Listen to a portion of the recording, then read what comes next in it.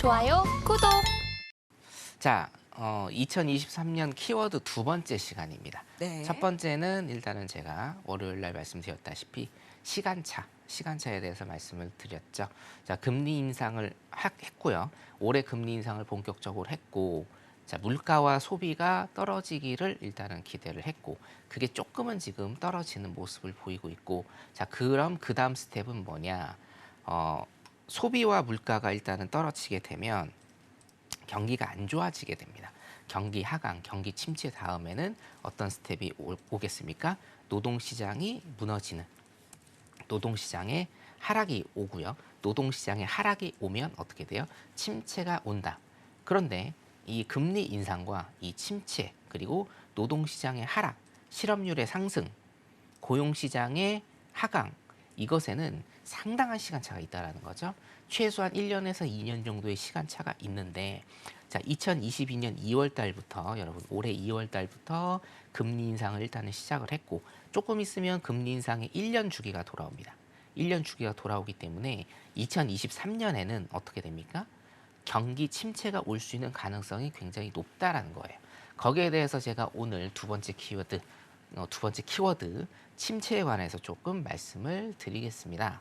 자, 미국뿐만이 아니라 사실은 유럽도 굉장히 지금 많은 고통을 받고 있는데, 자, 지금 보시면 어떤 지금의 임팩트는, 자, 이 회색선이 뭐냐면, 회색선이 경기 침체입니다, 여러분.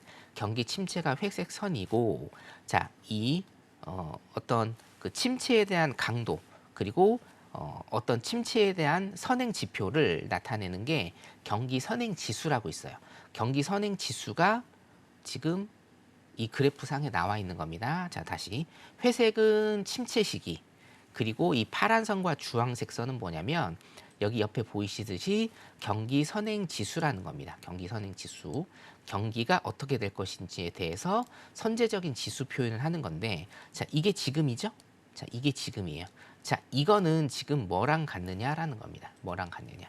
여러 가지 분석이 있는데, 그 2000년대 지금 IT 버블 있잖아요. IT 버블하고 지금 굉장히 같다라는 이런 분석이 나와서 제가 오늘 설명을 조금 드리겠습니다. 자, 그래서 현재의 지금 주황색을 보시면 뭐하고 비슷한가요? 이거죠. 이 파란색 선인가요? 네, 파란색 선이라고 하겠습니다. 이 파란색 선과 굉장히 같은 기조를 그리고 있다라는 거죠. 자, 지금의 금리 인상 기조, 그리고 지금의 인플레이션은 뭐하고 비슷하다고 제가 말씀드렸나요? 지금의 인플레이션 상황, 수요와 공급 두 가지 측면에 의한 어떤 인플레이션 상황과 이거를 대처하는 페드의 모습은 언제랑 비슷하다고 제가 말씀드렸죠? 미국의 70년대, 80년대 폴 볼커와 같다, 비슷하다라고 말씀을 드렸고, 지금의 경제 상황, 지금의 경기 상황은 어느 때랑 같다? 2000년대에 우리 IT 버블 있지 않습니까? 네, IT 버블.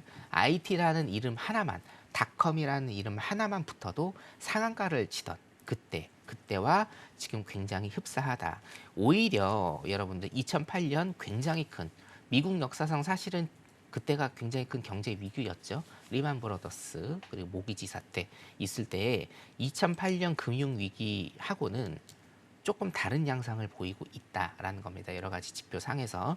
그래서 지금 현재 경기 상황은 2000년대 초의 IT 버블 붕괴와 굉장히 흡사하다라는 연구 결과 미국에서 지금 발표되고 있다. 자, 그러면 이거를 일단은 보시면, 자, 침체에 대한 어떤 시그널이 지금 계속적으로 오고는 있어요. 물론 침체가 오지 않고 얕은 침체라고 하죠. 네, 얕은 침체, 연착륙입니다. 연착륙을 해서 경기 하강은 어쩔 수 없이 올 수밖에는 없는데, 그 이제 하강의 정도죠. 하강의 정도가 어느 정도 올 것인가. 저도 물론 이제 침체 오지 않고 살짝 얕게 갔으면 하는 게 당연히 바람이기는 한데요. 지금 여러 가지 시그널들을 각 증권사에서 다 발표를 하고 있고 레포트로 지금 다 뜨고 있는데, 이게 굉장히 조금 심각한 상황은 맞습니다. 자, 주택시장을 일단 보겠습니다. 미국의 주택시장을 보면, 자, 미국에 사실은 제가 한번 이제 여러분들한테 이런 자료를 보여드린 적이 있는데, 미국은 2008년, 2009년에 경제 위기를 한번 겪고 나서 가계 부채에 있어서 그리고 그 주택 관련한 가계 부채에 있어서는 세계 그 어느 나라보다 굉장히 관리를 잘했다. 그렇죠?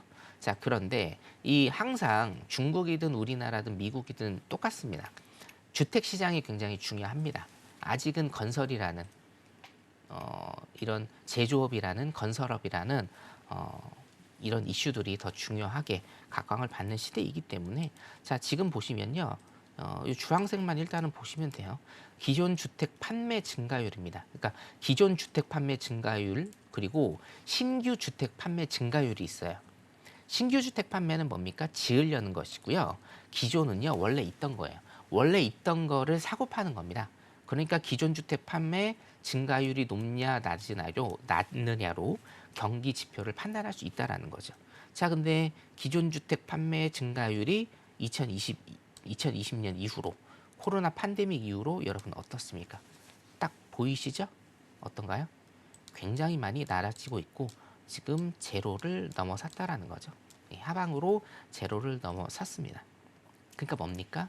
기존 주택 판매가 자 보세요. 이것도 주택 판매 지표가 여러분들 있죠.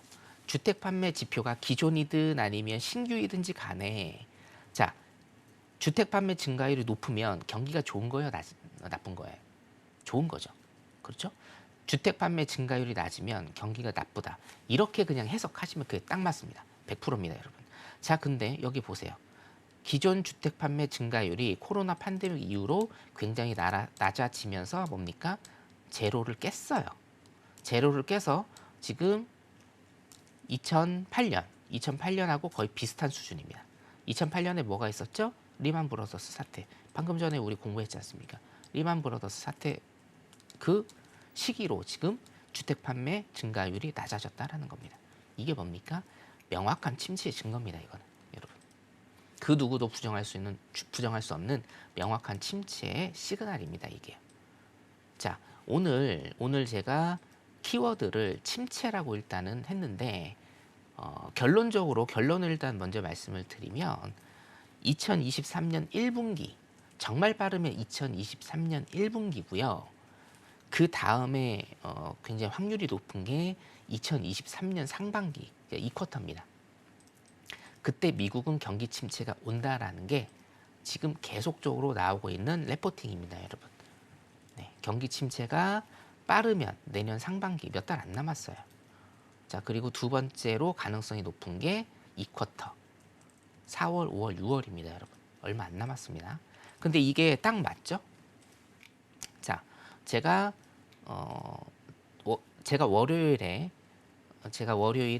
시간차라는 주제로 여러분들한테 키워드를 잡아드렸는데 그 시간차는 뭡니까? 금리 인상 후에 최소한 1년에서 2년 후에 침체의 시기를 겪을 수 있다라는 거죠. 방금 전에도 제가 말씀드렸잖아요. 그렇죠? 자, 근데 2022년 2월부터 금리 인상을 시작했어요. 1년 되는 게 불과 3개월 앞으로 다가왔고 1년 반 정도 되는 게 내년에 상반기가 끝나는 시점이라는 거죠. 그때는 기술적으로 경기 침체를 미국에서 용인해야 될 가능성이 굉장히 높다라는 겁니다.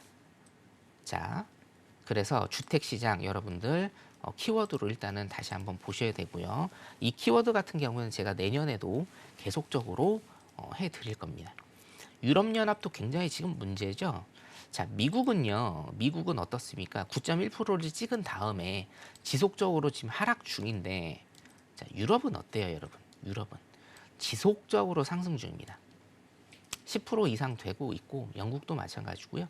독일도 최근에 지표는 좋게 나왔지만, 독일도 지금 안심할 수 있는 상황 절대 아닙니다. 자, 옆에 보시면 IMF가 세계 경제 전망을 했는데요. 보세요. 독일, 이탈리아는 뭐 거의 확정적이고요.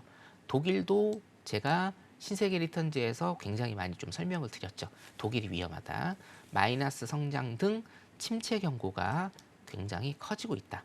자, 2022년에 연평균 실질 GDP, 인플레이션을 감안한 연평균 실질 GDP 성장률이 지금 이렇게 올랐었는데, 자, 유로존 전체, 독일, 프랑스, 이탈리아, 스페인이 이렇게 돼 있는데 독일 같은 경우에는 지금 뭐예요? 마이너스를 찍을 가능성이 굉장히 크고 프랑스, 이탈리아는 뭐 거의 확정적이고요. 이탈리아는 거의 유럽의 중국이라고 보시면 됩니다. 프랑스, 스페인 지금 뭡니까? 거의 반의 반토막 지금 계속해서 나고 있다. 유럽연합도 굉장히 경기 침체가 사실은 어떻게 보면 미국보다 유럽연합이 경기 침체가 올 가능성이 더 커 보인다. 일단 이렇게 볼 수도 있겠죠. 자, 중국 얘기를 진짜 빼놓지 않을 수가 없습니다. 지금 여러분들 9시 뉴스, 8시 뉴스 보시면 중국 얘기가 굉장히 좀 많이 나오죠. 그렇죠? 제가 월요일 날도 말씀드렸다시피 중국이 어떤 공급망 해결의 열쇠가 돼야 됩니다. 네. 이 인플레이션은 무슨 인플레이션? 수요 견인 인플레이션과 비용 견인 인플레이션이 두 개 다 지금 지배를 하고 있는 인플레이션인데 금리 인상으로는 비용 견인 인플레이션을 절대로 해결을 하지 못한다. 이거는 어떻게 해요? 이해 당사자끼리 풀어야 될 수밖에 없어요. 자, 그러면 러시아 풀어야 되고요. 어떤 오펙 플러스에서의 어떤 감산 이런 것들, 감산과 증산 얘기, 그리고 또 중요한 게 뭡니까? 중국의 제로 코로나 정책으로 인해서 중국의 공급망 유통이 안 되죠. 세계 공장이 문을 닫았지 않습니까? 그래서 중국이 공급망을 풀어줘야 된다라는 겁니다. 자, 중국 같은 경우에는 사실 어떻게 머릿속으로는 이해가 안 돼요, 솔직히. 자, 지금 보면요, 보세요. 중국의 수출 증가율과 중국의 수입 증가율이 자, 2020년 정점을 찍은 이후로 지금 어떻게 돼가고 있습니까, 여러분? 여러분 보이시잖아요. 어떻게 돼가고 있나요? 예, 굉장히 많이 처지고 있습니다. 이게 밑으로 더 갈 가능성도 있고 제가 한 가지만 더 말씀드리면 중국에서 발표하는 자료는 여러분들 100% 다 신뢰하시면 안 됩니다. 사실은 이거보다 더 많이 내려갈 가능성이 굉장히 많다. 자, 대외 수입이 위축되고 있고요. 특히나 IT 관련 반도체죠. 반도체에 대한 수입 감소가 엄청나게 지금 많이 되고 있다는 거죠. 그렇기 때문에 중국이요. 한마디로 중국은 열어야 됩니다. 지금. 예. 제로 코로나 정책은 일단 버려야 되고 열어야 돼요. 열어서 공급망을 일단은 터줘야 된다. 그래서 중국도 디테일하게 좀 보면 미국 봤고요. 유럽 봤고요. 특히나 독일, 이탈리아 봤고요.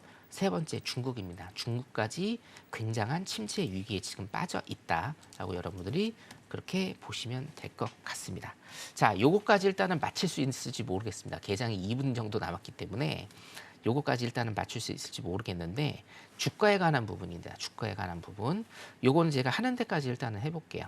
자, 제가 1400에서 1500, 나스닥 기준으로 1400에서 1500 일단은 저점 찍었고 반등을 말씀드렸고 정확하게 반등까지 맞췄습니다. 자, 일단 제 예상으로는 지금 여기에서 올해는 끝날 가능성이 있어요. 자, 그러면 침체가 오면은 주가가 더 하락을 할 것이냐? 주가가 더 하락을 합니다. 어디까지 갈 것이냐? 그거는 내년에 다시 리셋을 해서 여러분들한테 제가 다시 말씀을 드리겠죠. 자, 주가 하락이 지금 이게 뭐가 중요하냐면요. 경기 침체입니다. 리세션 이전이 더 주가가 많이 하락해서 저점을 찍는가? 아니면 리세션 이후 침체를 발표하고 나서 이후에 주가가 더 많이 하락을 하는가입니다. 결론적으로 말씀을 드리면 경기 침체를 미국 경제국이 오피셜로 발표를 한 이후에 어떻게 됩니까? 주가는 더 많이 하락을 한다라는 겁니다. 자, 이거에 관련해서는 지금 개장이 1분 남았습니다. 개장이 1분 남았기 때문에 내일 제가 또 공개 방송을 하거든요. 매주 목요일날 공개 방송을 제가 하니까 공개 방송 때 이 주가 하락 부분에 대해서 좀 자세하게 설명을 일단은 드리겠고요. 한 가지 더 제가 말씀을 드린다라고 하면 내일 리세션 경기 침체 전후에 주가가 어떻게 될 것인지에 대한 말씀, 그리고 두 번째는 기대 인플레이션에 관한 말씀. 기대 인플레이션이 지금 굉장히 중요한데 떨어지지 않고 있다는 겁니다. 기대 인플레이션에 대한 말씀도 내일 공개 방송 때 일단은 드리도록 하겠습니다. 일단 시장 여기까지 보는 걸로 하겠습니다. 좋아요, 구독!